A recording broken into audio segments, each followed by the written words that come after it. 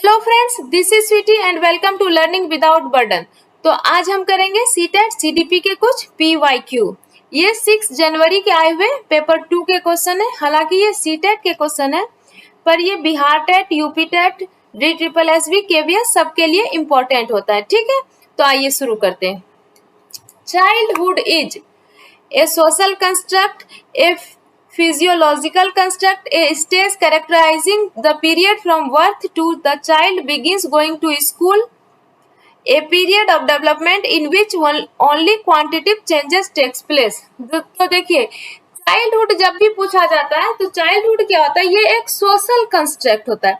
जिस ऑप्शन में भी सोशल सबसे ज्यादा इम्पोर्टेंस जो है वो सोशल को दिया गया है। ठीक है, सबसे ज्यादा इम्पोर्टेंट सोशल को ही दिया जाता है, फिजियोलॉजिकल नहीं है। A stage characterising the period from birth till the child begins going to, जब बच्चा जन्म लेता है तब से स्कूल जाने की अवस्था को चाइल्डहुड नहीं कहते।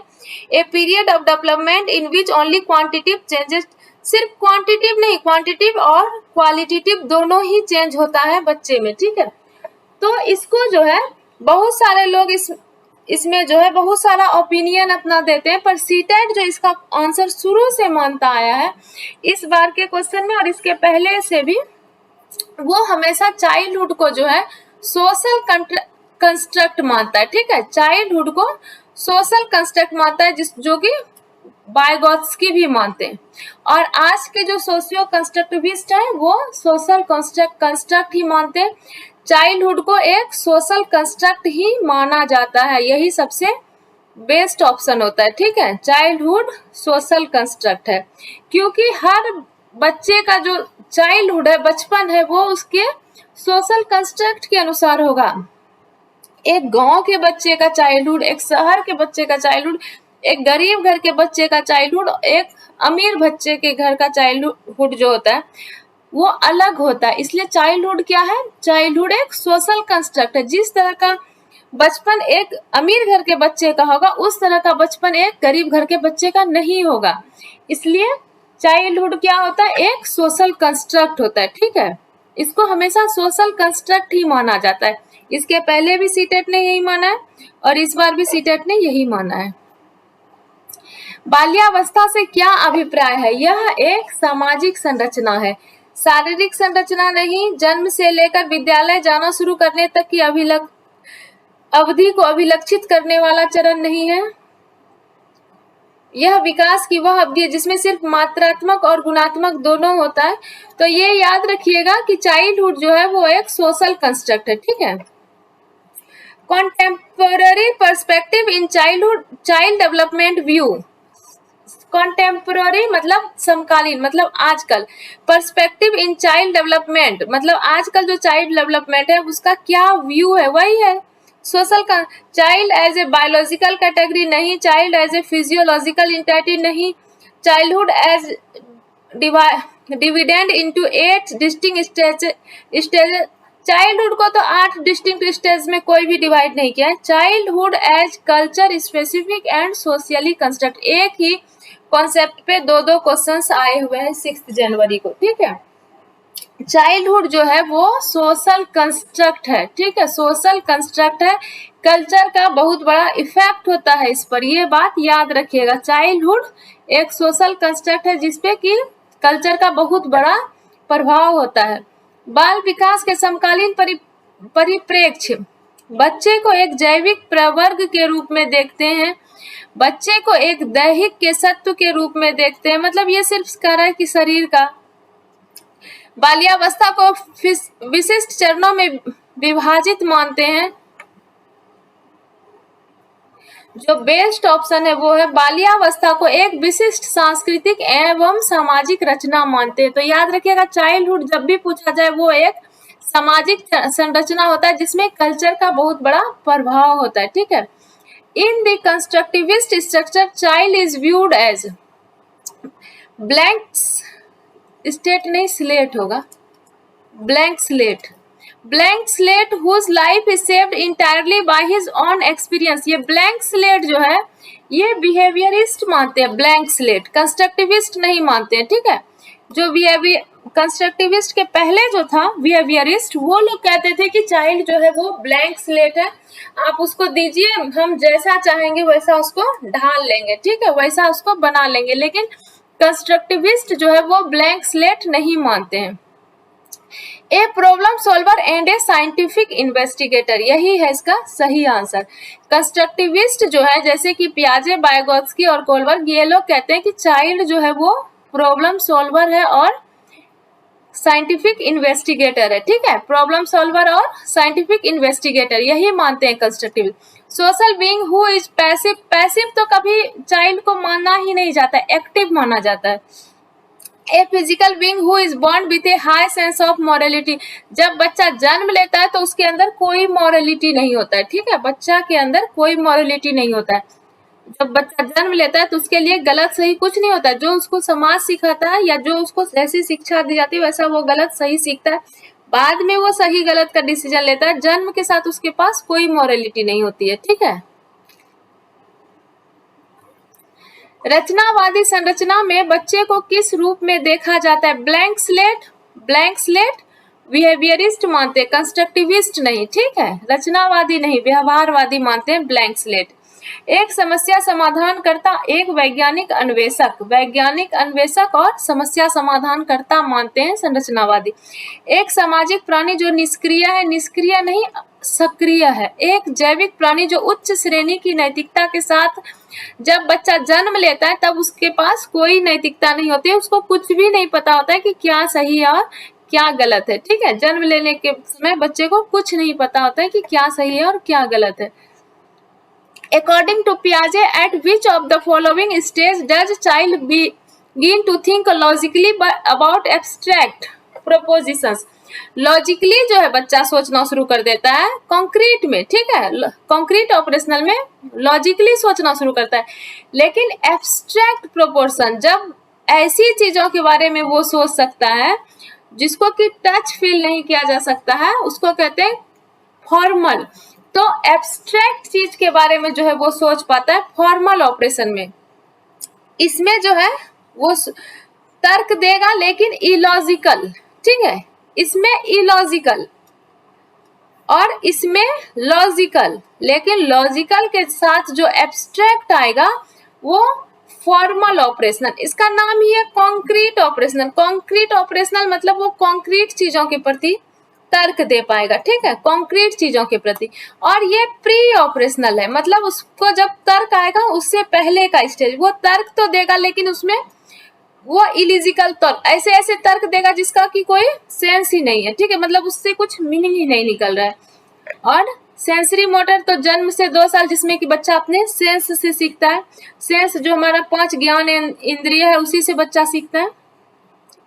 और फॉर्मल ऑपरेशनल स्टेज जिसमें कि बच्चा उन चीजों के प्रति लॉजिक लगाना शुरू कर देता है जो उसके सामने नहीं है, अमूर्त है, ठीक है, अमूर्त चीजों के प्रति, काल्पनिक चीजों के प्रति। और थर्ड स्टेज में लॉजिक, अगर सिर्फ लॉजिकल रहता तो थर्ड, लेकिन एब्स्ट्रैक्ट साथ में है इसलिए फोर्थ स्टेज फॉर्मल ऑपरेशनल, ठीक है।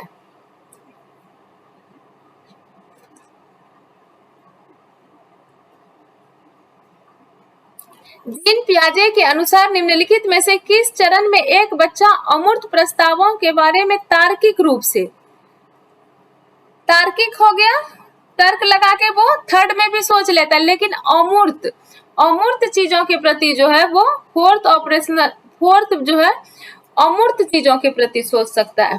फोर्थ वाले स्टेज में जाके जब बच्चा 11 साल से ऊपर होता है, 11 साल या उससे ऊपर, तब वो अमूर्त चीजों के बारे में सोच सकता है। वो कल्पना में जो चीज है, जो चीज उसके सामने नहीं है, उसके बारे में वो साइंटिफिक तरीके से सोचना शुरू करता है।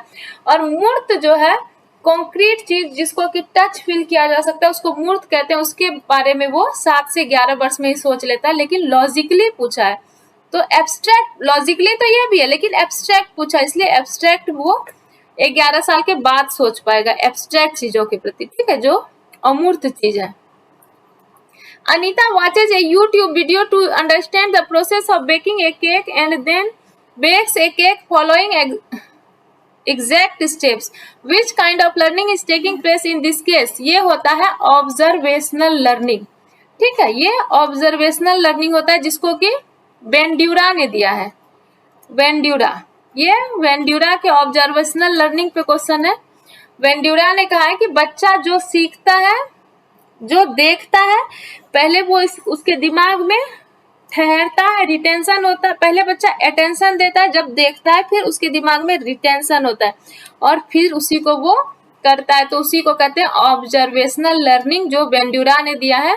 जब बच्चा जैसा देखता है बाद में वैसा ही करता है तो उसको कहते हैं ऑब्जर्वेशनल लर्निंग। क्लासिकल कंडीशनिंग नहीं है ये, इंसाइटफुल लर्निंग भी नहीं है, और ऑपरेंट कंडीशनिंग, ये सब classical conditioning, insightful learning, operant conditioning, ये सब थॉर्नडाइक और पेवलोव ये सब का वो सब नहीं है, ये वेंड्यूरा का ऑब्जर्वेशनल लर्निंग है। ठीक है, वेंड्यूरा का ऑब्जर्वेशनल लर्निंग। अनीता केक बनाने की प्रक्रिया को समझने के लिए एक YouTube वीडियो देखती है और बिल्कुल उसी तरह चरण अपनाकर एक केक बनाती है। इस तरह सीखने की प्रक्रिया को क्या कहते हैं? अवलोकन अधिगम, जो कि वेंड्यूरा ने दिया है। ठीक है, वेंड्यूरा का ऑब्जर्वेशनल लर्निंग है। A child is given 20 brown wooden beads and 2 white wooden beads and is asked, are there more white wooden beads or more brown? The child says there are more brown beads.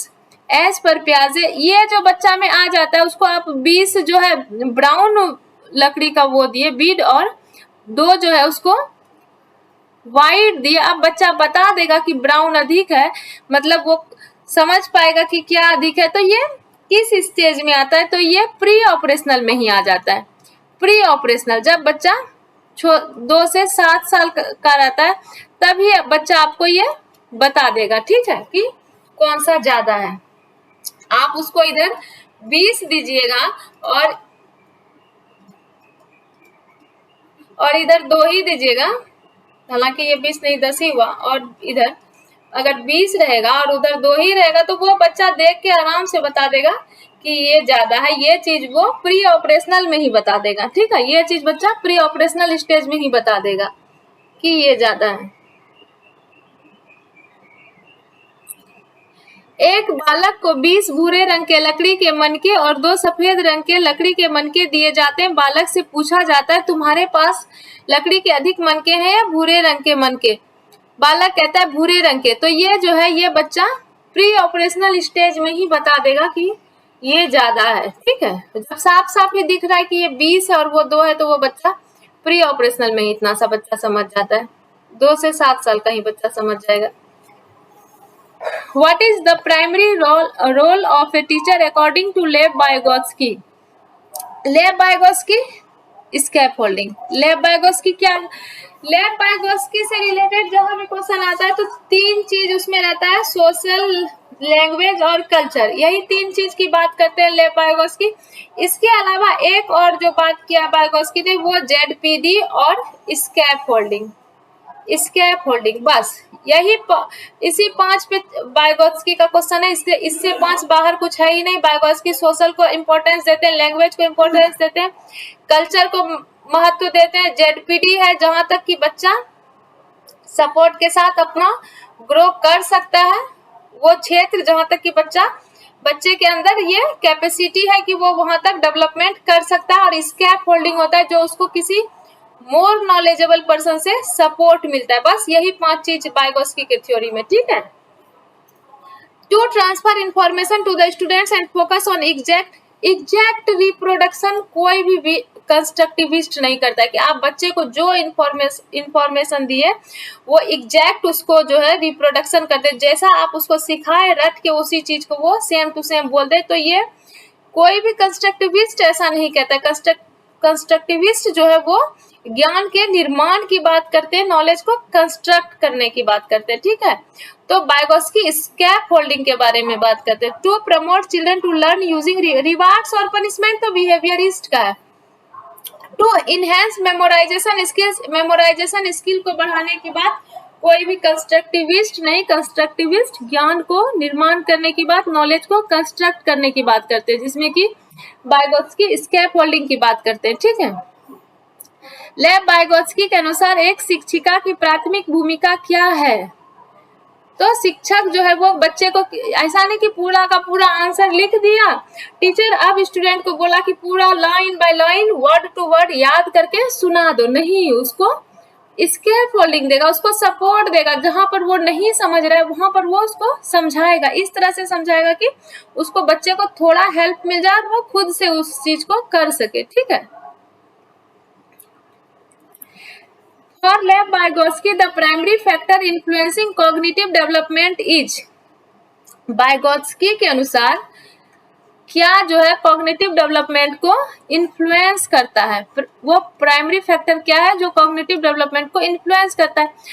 तो लेव Vygotsky में क्या क्या याद रखना है, social याद रखना है, लैंग्वेज याद रखना है, कल्चर याद रखना है, जेडपीडी याद रखना है और स्कैप होल्डिंग याद रखना है, बस यही 5 चीज, इसके अलावा वाइगोत्स्की में कुछ भी नहीं है। ठीक है।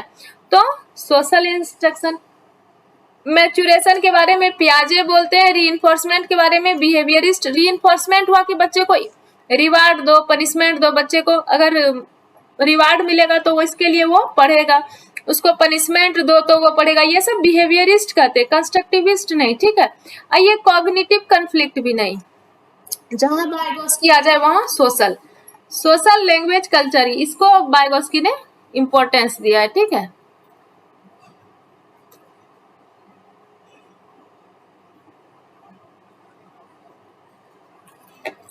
लेव वाइगोत्स्की के अनुसार संज्ञानात्मक विकास को प्रभावित करने वाला मुख्य कारक क्या है, सामाजिक अंतःक्रिया। ठीक है। मैच्योरेशन पियाजे, पुनर्वलन बिहेवियरिस्ट। ठीक है। दंड और इनाम जो है ये बिहेवियरिस्ट बोलते हैं कि बच्चा को दंड दो तो बच्चा पढ़ेगा, बच्चे को इनाम दो तो बच्चा पढ़ेगा। ठीक है। लेकिन कंस्ट्रक्टिविस्ट क्या कहते हैं, नहीं, बच्चे को इंटरेस्ट जगाओ पढ़ने में। ठीक है। ऐसा पढ़ा कि उसको मन लगे, वो खुद चाहे, इंटरनल मोटिवेटेड हो। ठीक है। ये क्वेश्चन देखते हैं। An adolescent reasons if his does not do everything he can to step his wife, then he is putting some value higher than the value of life, which stage of, इसमें जो है कह रहा है कि एक बच्चा जो है वो कहता है, एक किशोर विचार करता है, यदि हिंज अपनी पत्नी को बचाने के लिए सब कुछ नहीं करता है तो वह किसी मूल्य को जीवन से अधिक मूल्य देता है। यह प्रतिक्रिया नैतिक विकास के किस स्तर को दर्शाता है? ये कोहलबर्ग के नैतिक विकास के सिद्धांत से क्वेश्चन है। इसमें पहले एक चीज समझेंगे कि कोहलबर्ग ने जो अपने नैतिक विकास का सिद्धांत दिया था उसमें क्या किया था, उन्होंने कुछ बच्चों को रख कर उसके ऊपर एक्सपेरिमेंट किया था, कुछ बच्चों को जो है नैतिक ऐसी दुविधाएं दी थी, ऐसा प्रॉब्लम बताया था कि बता अगर किसी के साथ ऐसा हुआ तो वो क्या करेगा, अगर किसी के साथ ऐसा हुआ तो वो क्या करेगा, और उन बच्चों ने जो जवाब दिया था उसी के आधार पर उन्होंने अपनी थ्योरी बनाई थी। तो उन्होंने एक कहानी बच्चों को सुनाई थी हिंज की, जिसमें उन्होंने बताया था कि हिंज जो है उसकी पत्नी बीमार रहती है और उसका जो दवाई है वो सिर्फ एक ही मेडिकल स्टोर में अवेलेबल है, या जो भी दुकान है उसी में अवेलेबल है और कहीं और अवेलेबल नहीं है। लेकिन वो दवाई अगर वो नहीं लाता है तो मतलब वो उसकी पत्नी मर जाएगी, उसकी पत्नी नहीं बचेगी। लेकिन वो दुकानदार जो है वो इतने पैसे मांग रहा है उस दवाई की जितना कि उसकी कीमत से काफी ज्यादा। तो अब वो हिंज क्या करे, उस दवाई को चुराए या ना चुराए? तो हिंज जो है वो उस दवाई को चुरा लेता है अपनी वाइफ की जान बचाने के लिए। तो जब ये छोटे उम्र के बच्चे से पूछा जाता है तो छोटे उम्र का जो बच्चा होता है वो कहता है कि नहीं, हिंज को दवाई नहीं चुरानी चाहिए, अगर वो दवाई चुराएगा तो वो जेल जाएगा, मतलब वो ऑर्डर और पनिशमेंट वाले स्टेज में। एक बच्चा कहता है कि नहीं, अगर हिंज दवाई चुराएगा तो वो सोशल ऑर्डर जो मेंटेन है वो टूट जाएगा, कानून जो है वो टूट जाएगा, रूल जो है टूट जाएगा, तो वो सोशल ऑर्डर मेंटेनिंग स्टेज में। लेकिन जो बच्चा कह रहा है कि अगर वो बच्चा नहीं, वो एडोलेसेंट है, किशोर है, वो कह रहा है कि अगर हिंज नहीं चुराता दवाई को तो वो उस चीज को ज्यादा वैल्यू देता जो कि वो लाइफ से ज्यादा किसी और, क्योंकि पत्नी की जान बचाने के लिए चुराया, तो लाइफ से ज्यादा किसी और चीज को वैल्यू देता। ऐसा नहीं करना चाहिए क्योंकि जान बचाना जो है वो ज्यादा जरूरी है लॉ तोड़ने से या रूल रेगुलेशन बने रहने से, मतलब वो कह रहा है कि नहीं उसने सही किया, उसको दवाई चुराना चाहिए क्योंकि दवाई चुराने से उसकी पत्नी की जान बच सकती है। तो इस स्टेज पे जो पहुंच गया वो किस स्टेज पर पहुंच गया?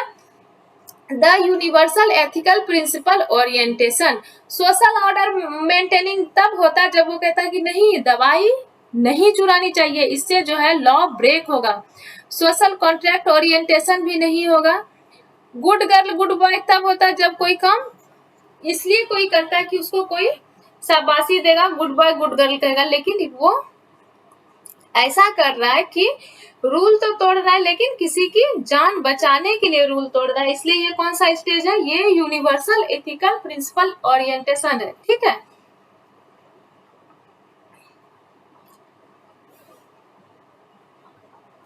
एक किशोर विचार करता है कि यदि हिंज अपनी पत्नी को बचाने के लिए सब कुछ नहीं करता है तो वह किसी मूल्य को जीवन से अधिक मूल्य देता है। मतलब उसका कहना है कि वो जीवन के मूल्य से ज्यादा वैल्यू वो किसको दे रहा है? लॉ नहीं ब्रेक करने को। तो उसको करना क्या चाहिए कि लॉ तोड़ देना चाहिए, दवाई चुरा लेना चाहिए और पत्नी का जान बचा लेना चाहिए। जो ऐसा बच्चा सोच रहा है एडोलोसेंस किशोर, वो सार्वभौम नैतिक सिद्धांत अभिमुखता वाले इसमें स्टेज में पहुंच गया है, थर्ड लेवल में। ठीक है, अब ये आज का last question. In A school based progressive principles, school holidays coincide with tribal festival and the weekly holiday in the tune with the local weekly bazaar. This illustrates, question कह रहा है कि एक स्कूल जो है वो तभी छुट्टी करता है जब उस वहां पर उस लोकल फेस्टिवल होता है, या तब छुट्टी करता है जब लोकल बाजार होता है। प्रगतिशील सिद्धांतों पर आधारित एक विद्यालय की छुट्टियां और जनजातीय त्योहार एक ही समय में पड़ते हैं।